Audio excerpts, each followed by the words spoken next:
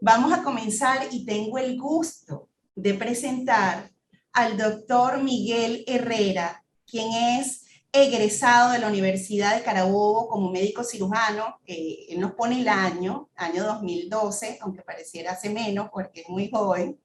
Es egresado de la Universidad Central de Venezuela como pediatra puericultor en el año 2017, infectólogo pediatra del Hospital de Niños J.M. de los Ríos en el año 2019. Actualmente es adjunto del Servicio de Infectología del Hospital de Niños. Relevante fue, lo tengo que decir, relevante y residente en su momento de infectología. Sus habilidades clínicas de amor y de atención para el paciente lo preceden. Hoy lo llegan siempre buscando como su médico Miguel, y para mí es un orgullo, un honor presentarlo como adjunto del Servicio de Infectología del Hospital de Niños J.M. de los Ríos. El doctor Herrera en esta oportunidad nos hablará del impacto del VIH en pediatría con foco en las manifestaciones neurológicas del VIH en niños. Miguel, las cámaras, el audífono es tuyo y muchísimas gracias. Graciela, es un placer enorme poder estar aquí, compartir con ustedes conocimientos que en esta era pandémica es de vital importancia. Agradecido con la Sociedad Venezolana de Infectología, agradecido con SOS Telemedicina por convertir esta pantalla en una puerta del conocimiento, y que para nosotros es de vital, tiene mucho valor para nosotros, sobre todo en esta era pandémica. Y hablando de pandemia, ya prácticamente se cumplieron 40 años desde el primer caso de VIH en el mundo. Y precisamente el impacto en todos los grupos etarios es verdaderamente importante, es devastador. Y en pediatría, las manifestaciones neurológicas no escapan de ello. Por eso, el tópico a tratar el día de hoy es precisamente de eso. ¿Cuáles son las principales manifestaciones clínicas en aquellos pacientes pediátricos que viven con VIH? En primer lugar, es importante conocer las estadísticas mundiales sobre el VIH. Y para finales de 2020, según la UNOSIDA, se estima que 37.7 millones de personas viven con VIH en el mundo, de los cuales 1.7 millones son niños y adolescentes menores de 15 años.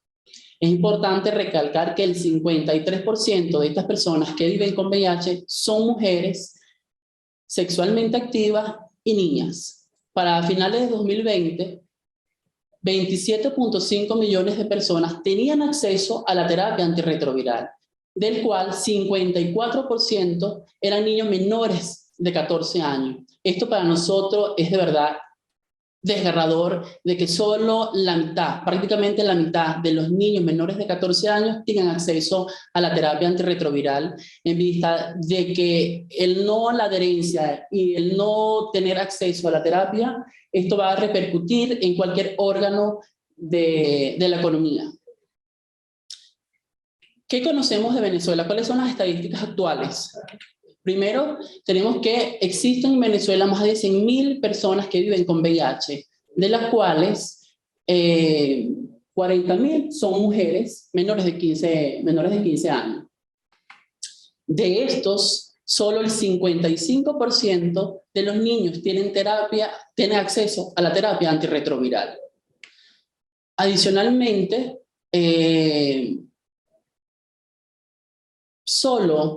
fíjense ustedes que el 30% de las mujeres embarazadas tienen acceso a la terapia antirretroviral, o al menos solo el 30% se le aplica el protocolo para prevenir el VIH perinatal. Y esto es grave. Esto quiere decir que prácticamente el 70% de las mujeres embarazadas no tienen acceso a la terapia antirretroviral, lo que va a repercutir en ese nuevo bebé que lo expone a la infección por VIH. ¿Por qué es importante conocer las manifestaciones neurológicas en los pacientes con VIH? Primero, porque la infección por el virus de inmunodeficiencia humana en la edad pediátrica presenta un amplio espectro clínico que varía desde aquellos pacientes asintomáticos hasta los que desarrollan precozmente la enfermedad, porque se sabe que el virus de inmunodeficiencia humana afecta a cualquier órgano de nuestra economía, y es por ello que el sistema nervioso central y periférico no escapa de ser afectado por dicho virus. Es decir, el virus de inmunodeficiencia humana tiene la particularidad de ser un virus neurotrópico, neuroinvasivo y neurotóxico. Y se han descrito en las diferentes literaturas que las alteraciones neurológicas es un hecho frecuente en los pacientes que viven con VIH y representa el 30% de los casos. Y de hecho, en pacientes, aún no teniendo ningún tipo de manifestación clínica, pueden tener alteración neurológica. Así lo han descrito las diferentes necropsias en un 90%. Ahora, desde el punto de vista fisiopatológico, ¿cómo altera el VIH al sistema nervioso? Se han escrito 5 maneras o 5 formas. La primera es la afinidad selectiva que tiene el VIH por el sistema nervioso central y periférico. Esta afinidad selectiva es particularmente a la microglía y en los macrófagos. El virus entra al monocito, infecta al monocito, posteriormente ese monocito, estando en el sistema nervioso central, se transforma en un macrófago infectado por VIH, y a partir de acá va a producir o va a desencadenar una respuesta inmunológica con producción de citoquinas, de factor de necrosis tumoral, produciendo afectación de la microglía y por ende muerte neuronal. Esto se traduce, esta muerte neuronal, a involución de la masa encefálica, atrofia cerebral por acción directa del virus. Esto se traduce en encefalopatías primarias. Encefalopatía primaria por acción directa del virus de inmunodeficiencia humana sobre el sistema nervioso central. Y las primeras manifestaciones de encefalopatía va a variar según la edad de la manifestación clínica. Aquí podemos encontrar pacientes con encefalitis por VIH, encefalopatías lentas o de progresa evolución, con una alta tasa de mortalidad en los pacientes menores de 5 años, con especial énfasis en los menores de 1 año. Neuropatías periféricas y miopatías. Otro mecanismo por la cual el sistema nervioso central y periférico se ve afectado es por infecciones oportunistas, es decir, encefalopatía secundaria al estado de inmunosupresión severa en estos pacientes.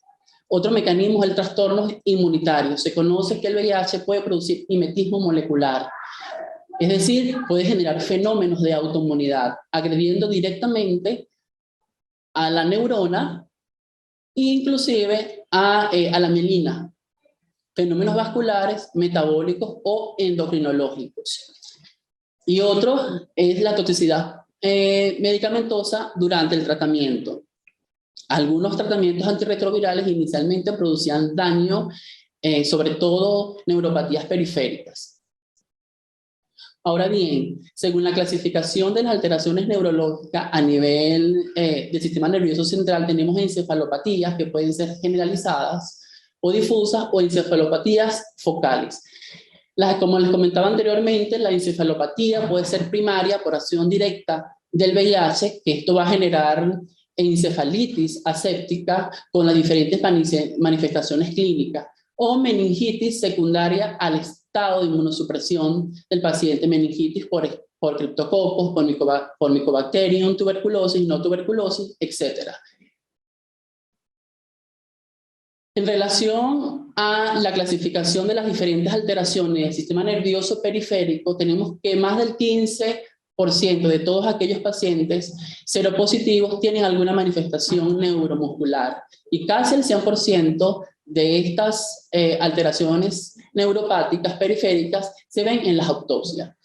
Tenemos manifestaciones o alteraciones a nivel del sistema nervioso central como polineuropatías, mononeuropatía, mononeuritis múltiple, neuritis y radiculopatías con diferentes manifestaciones clínicas según la alteración afectada. Ahora, ¿cuáles son las diferentes manifestaciones clínicas en los niños con infección por VIH?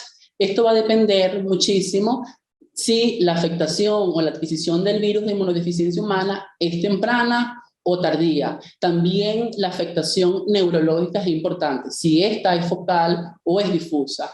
Por ejemplo, el retardo de desarrollo psicomotor es una manifestación temprana en los primeros 5 años de vida. Es decir, aquel paciente que adquiere VIH en los primeros 5 años de vida puede tener manifestación de retardo del desarrollo psicomotor, manifestado como alteraciones en el habla, alteraciones cognitivas, alteraciones a nivel físico. Microcefalia adquirida, como había comentado anteriormente, debido a muerte neuronal en los primeros años de vida. Hiperreflexia, hipertonía, espasticidad, limitación a la marcha, clonos, convulsiones, que no es tan frecuente como alteración directa por VIH, sino también como una expresión somnológica en aquellos pacientes que tienen alteración neurológica secundaria al estado de inmunosupresión.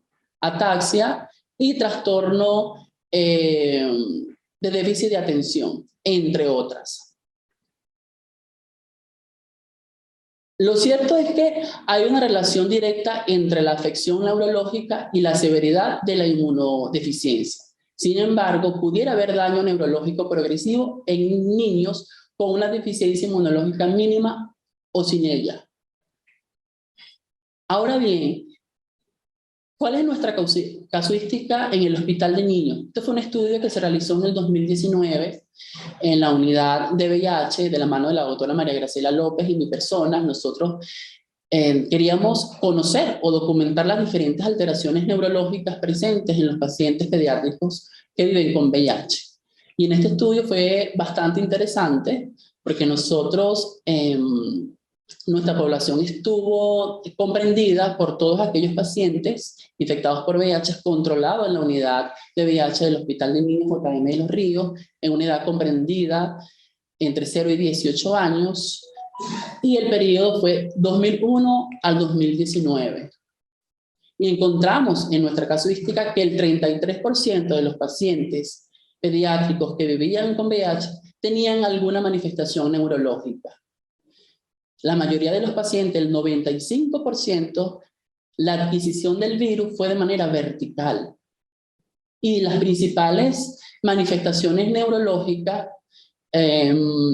fue retardo en el desarrollo psicomotor en un 50%, trastornos del lenguaje expresivo en un 32%, neuropatías periféricas asociadas al VIH en un 11%, epilepsia casi en un 5%. Me devuelvo para atrás y noten que la mayoría de los pacientes que tenían alteraciones neurológicas habían adquirido el VIH de manera vertical, lo cual fue estadísticamente significativo. Es decir, que hay una relación directa entre el modo de adquisición del VIH y las primeras manifestaciones neurológicas. Para aquel entonces, del diagnóstico de la primera alteración neurológica, se encontró que el 75% de estos pacientes tenían cargas virales altas, muy elevadas por encima de 100.000. La mayoría de los pacientes estaban en una categoría B y ninguno, o la gran mayoría, no estaba en inmunosupresión severa. En relación a los estudios o los hallazgos paraclínicos, se pudo constatar que el 50% de estos pacientes tenían atrofia cortical y subcortical. 16% de estos pacientes presentaron leucoencefalopatía bilateral y el 5% presentó adelgazamiento del cuerpo calloso. En conclusión, el 33% de los pacientes infectados por VIH presentó alguna alteración neurológica, alguna manifestación clínica que fue significativamente mayor en los pacientes que adquirieron el VIH de manera vertical. El 92% presentó encefalopatía primaria, encefalopatía por acción directa del virus y fue de manera estática. donde el 50% tuvo manifestaciones clínicas compatibles con alteraciones en el desarrollo psicomotor. Al momento de la alteración neurológica, los pacientes tenían cargas virales altas, la mayoría de los pacientes no estaban en inmunosupresión severa, y dentro de los hallazgos de estudios de ampliación de neuroimagen, el 50% de estos pacientes tenían atrofia cortical y subcortical. Es importante en estos pacientes que viven con VIH y que llegaran a presentar alguna alteración neurológica, es de suma importancia hacer una evaluación neurológica exhaustiva durante los primeros 2 años de vida, ya que en esta etapa temprana una manifestación clínica neurológica pudiera ser la primera expresión de la enfermedad por VIH. Diagnosticar tempranamente el VIH e instaurar tratamiento antirretroviral, pues evidentemente va a disminuir el riesgo neurológico de presentar alguna complicación del sistema nervioso central y periférico. Es importantísimo evaluar y hacer un abordaje multidisciplinario protocolizado para el seguimiento de estos pacientes y así disminuir el riesgo de carga de enfermedad. Bueno, y para finalizar, haciendo alusión a los 33 años de conmemoración de la lucha contra el VIH-Sida, que se va a celebrar el 1 de diciembre, aquí está el eslogan: poner fin a las desigualdades, poner fin al SIDA, poner fin a la pandemia. Así que si queremos poner fin al SIDA para el 2030, debemos acabar urgentemente con las desigualdades económicas, sociales, culturales y legales. Muchísimas gracias.